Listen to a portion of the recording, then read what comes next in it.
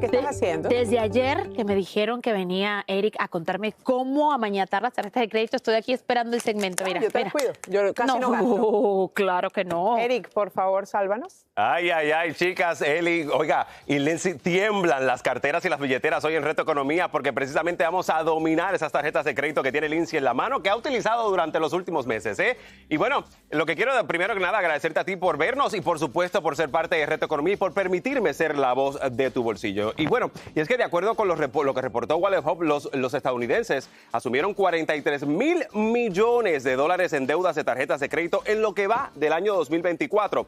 Y es que con la inflación y las tasas altas de interés, que promedian más o menos unos 27%, reducir o eliminar los saldos es casi imposible. Así que este panorama pinta de la siguiente manera. Según los datos del Banco de la Reserva Federal de Nueva York, las deudas de tarjetas de crédito, y escucha esto, han aumentado más de 43,000 millones en lo que va, ya como te había comentado, de este año. El hogar promedio precisamente tiene una deuda de $7,951.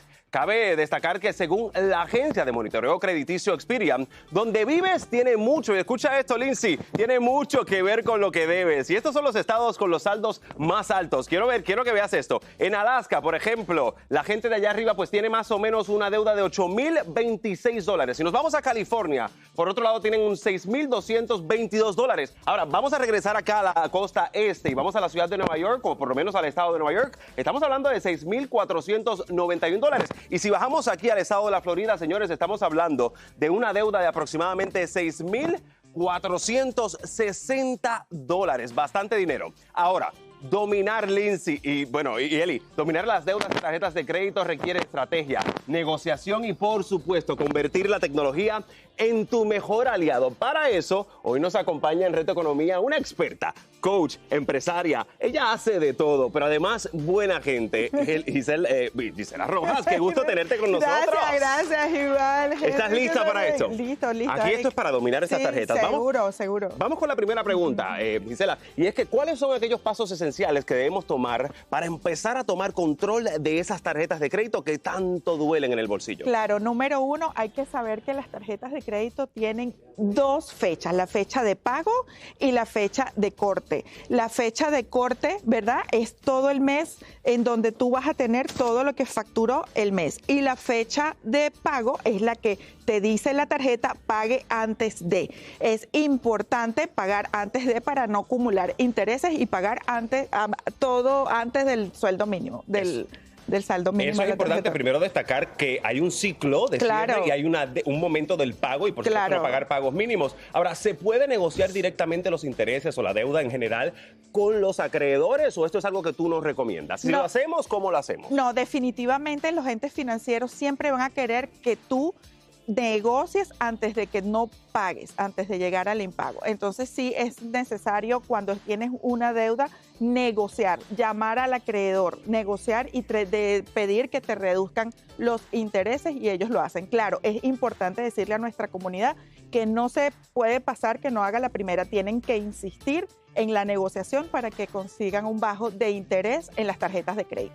Perfecto. Ahora vamos a llegar a un punto en donde todo el mundo se pregunta, ¿será que todos estos comerciales o todas estas promociones de agencias de consolidación son buenas estas agencias para nosotros por lo menos dominar esta deuda de tarjeta de crédito? ¿Las recomiendas tú o no? No, definitivamente no. Yo siempre le digo a las personas que llegar a la consolidación es lo último y es lo peor que pueden hacer porque lo que hacen es llevar todo tu crédito al piso y luego tu crédito se echa a perder y vas a terminar pagando más dinero al tiempo, aunque por el momento represente una tranquilidad mental y te ofrezcan las tasas más bajas mensuales, pero realmente al final, a largo plazo, para mí es una mala decisión. Ahí escuchamos el sonido de la alarma porque precisamente dices tú que pues no se debe utilizar estas agencias, esa es parte de tu recomendación. Además, habías mencionado ya que negociar con las empresas es importante, pero hay que también tener cuidado porque esto puede afectar tu crédito. Claro, en el momento que tú negocias la deuda de la tarjeta de crédito, tienes que preguntar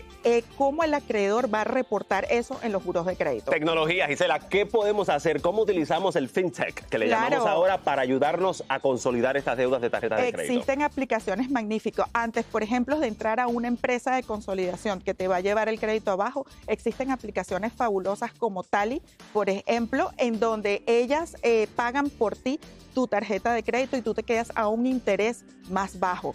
También podemos utilizar créditos personales en donde no te corren el crédito al principio, como por ejemplo Sophie o Happy Money, en la cual pues, puedes tener intereses más bajos como crédito personal. Y algo muy importante, transferencia de agentes autorizados a la tarjeta si tienes un mal crédito para hacer la transferencia de esas 0%, que como tenemos puntos a veces bajos de las tarjetas, no me permiten por el interés. Entonces podemos poner a un familiar, a un amigo que nos ponga como agente autorizado, subimos los puntos y pedimos estas tarjetas. Excelente opción. Ahora bien, danos 3 retotips porque, oiga, hay que dominar estas deudas. Sin embargo, caemos en el ciclo repetitivo, como le pasa a Lindsay a veces, que cae en ese ciclo repetitivo de endeudarse y endeudarse. Así que danos esos 3 retotips que tú dices, oigan, esto les va a servir para no volver a caer en deudas y, por supuesto, mantener un monitoreo constante. Perfecto. Primero, no caer en tentaciones, número 1. Segundo, tener un control estricto de nuestro presupuesto y nos podemos ayudar perfectamente con Copilot, que allí nos va a decir cuándo nos estamos pasando de nuestro presupuesto, cuánto tenemos para gastar, y con la ayuda de esta aplicación nos podemos ayudar. Y con Smart Credit es buenísimo porque con esa aplicación